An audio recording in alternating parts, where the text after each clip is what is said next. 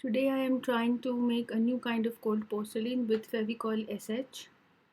There are 4 tablespoons of fevicol. This is a wood glue. The SH quality is what I find it most practical to use in cold porcelain. This has been adapted from a video I saw recently on YouTube of some flower artist.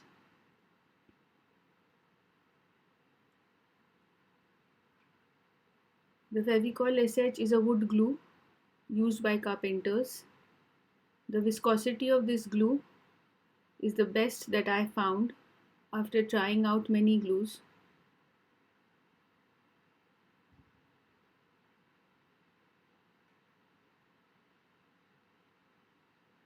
Four tablespoons of this has been used.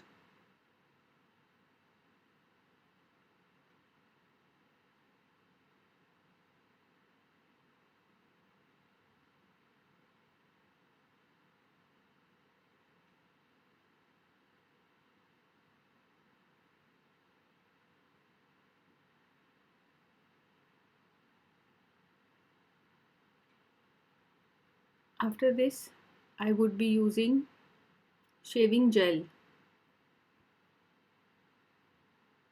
Shaving gel is what gives the dough some elasticity and the petals some elasticity after it dries. The quantity used for shaving gel is half a tablespoon.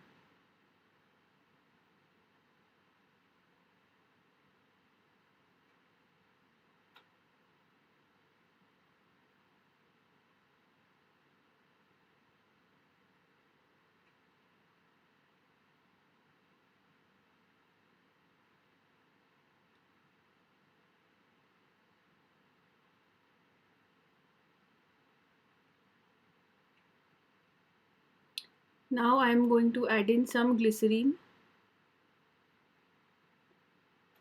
This would be half a teaspoon.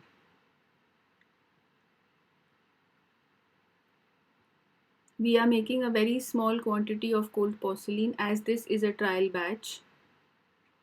My experiment is happening as I am recording this video.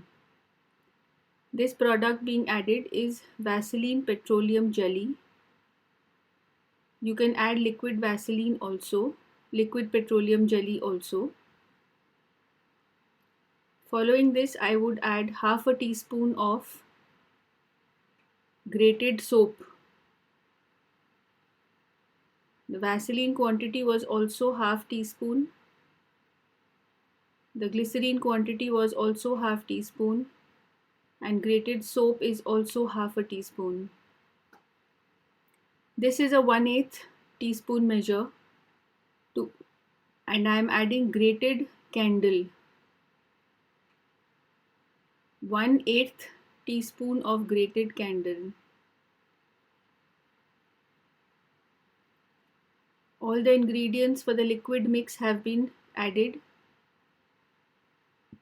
And now I am going to cook it on a medium flame.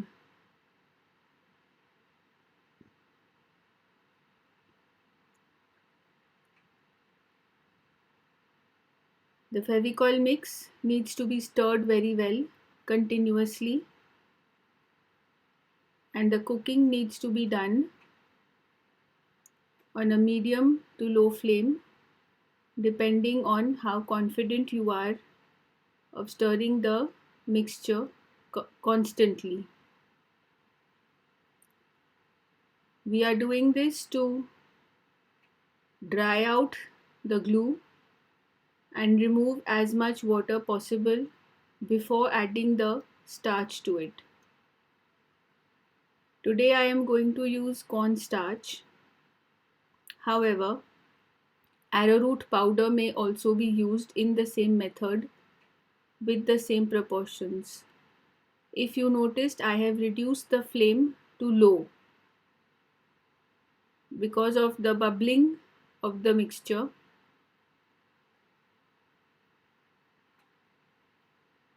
And if we cook it on a very high flame, there are chances of lumps to be forming.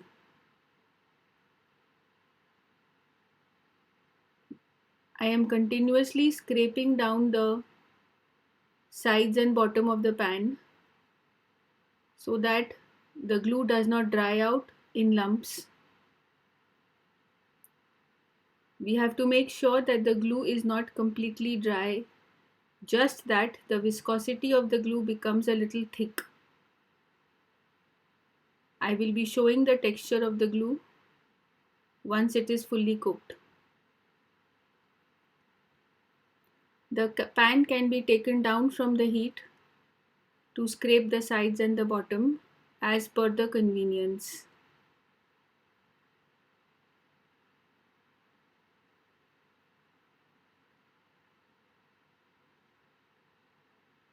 If you notice, I am continuously scraping down the sides so that threads of glue do not dry.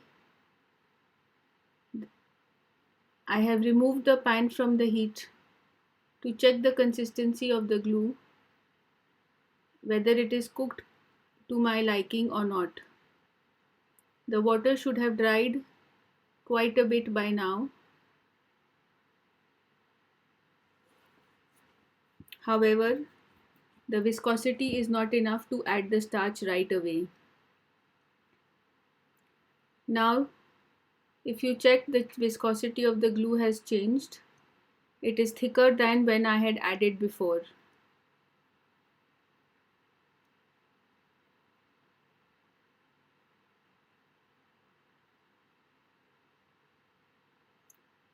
I have switched off the flame and now I am going to add cornstarch to the hot glue. We cannot wait for the glue to cool down, as the starch needs to be mixed in with the hot glue. 2 tablespoons of cornstarch has been added.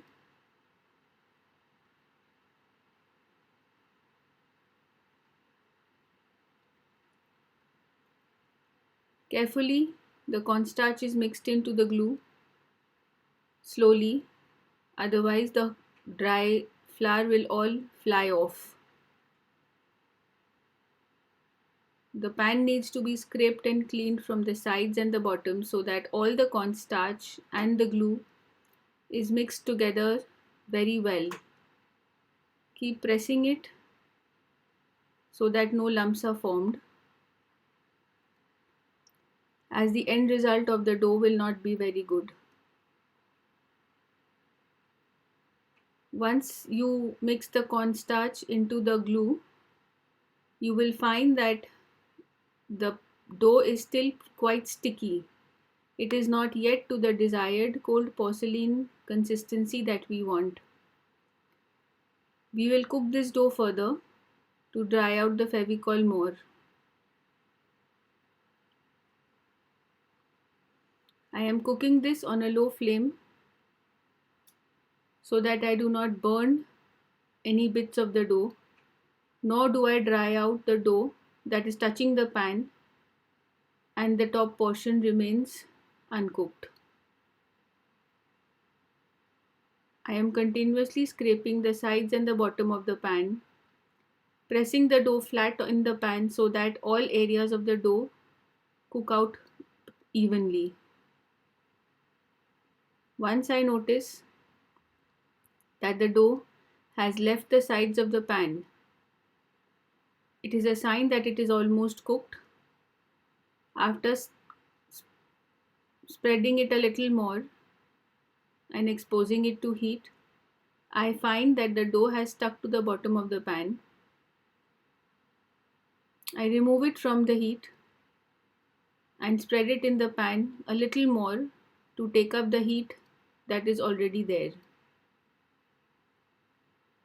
Now the dough is sticking way too much into the non-stick pan, so I take it off. Our cooking process is done. I am going to now use a spatula to try to knead it when it is hot and cool it down at the same time. This ensures if any lumps have formed, it will break down and homogenize with the cold porcelain clay. Please be careful that the dough at this point of time is very hot. There is a chance you may burn your fingers.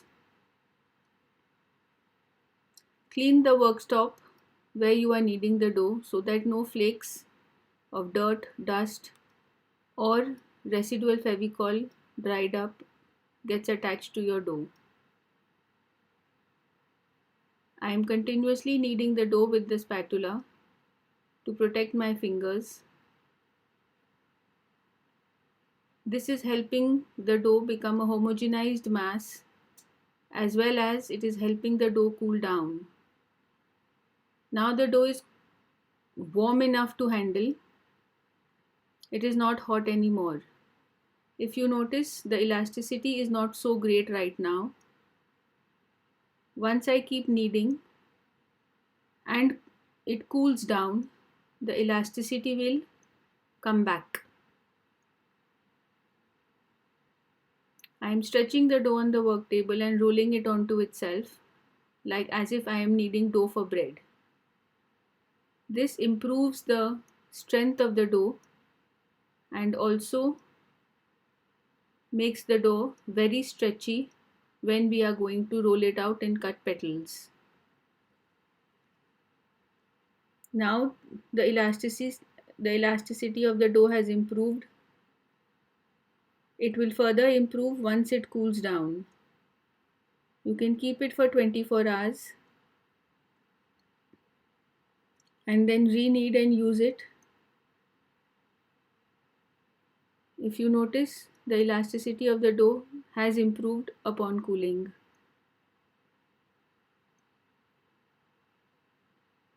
In my next video, I will be showing how to roll the petals of this dough, how to mix in the color, what the dough looks like without any color and with white,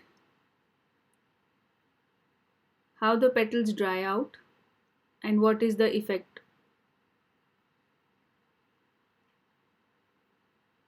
Please like, share and subscribe if you find this useful.